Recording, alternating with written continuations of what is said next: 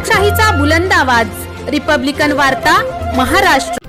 लातूर पोलिसांनी मोटरसायकलस्वारांचा फटाका केला बंद। लातूर पोलिसांनी वर्षभरात 34 लाखाच्या 684 सायलेन्सरवर फिरवला रोलर। बातमी येत आहे लातूर येथून। लातूर शहरासह जिल्ह्यात फटाका सायलेन्सर वापरणाऱ्या वाहनधारकांवर लातूर पोलिसांनी कारवाईचा बडगा उगारण्यात येत असून कर्णकर्कश आवाज करीत सुसाट धावणाऱ्या वाहनधारकांना लगाम लावण्यासाठी पोलीस अधीक्षक सोमय मुंडे, अपर पोलीस अधीक्षक डॉक्टर अजय देवरे यांच्या मार्गदर्शनात वाहतूक शाखेचे पोलीस निरीक्षक गणेश कदम यांचे नेतृत्वात वाहतूक नियंत्रण पोलिसांनी विशेष मोहीम हाती घेतली आहे।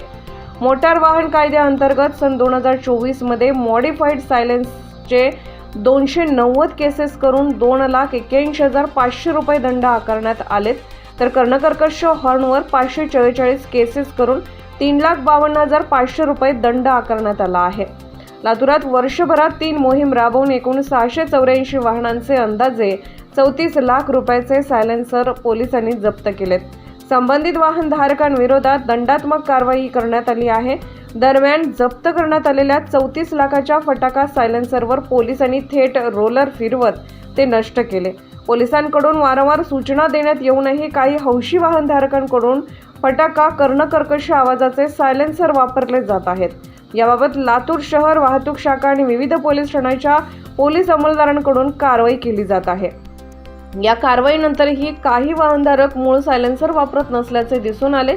अखेर वर्षभरात लातूर पोलिसांनी विविध मार्गावर वाहन तपासणी करून फटाका मॉडिफाईड सायलेन्सर जप्त केले।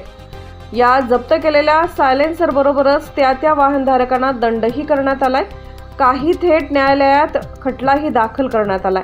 त्याचबरोबर सण उत्सव काळात काढण्यात येणाऱ्या दुचाकी रॅलीत अशा फटाका सायलेन्सर असलेल्या दुचाकींचा मोठ्या प्रमाणावर सहभाग असल्याचे आढळून आले होते। पोलीस अशांवर तातडीने कारवाई करीत वर्षभरात तब्बल 684 सायलेन्सर जप्त करून ते नष्ट केले आहेत।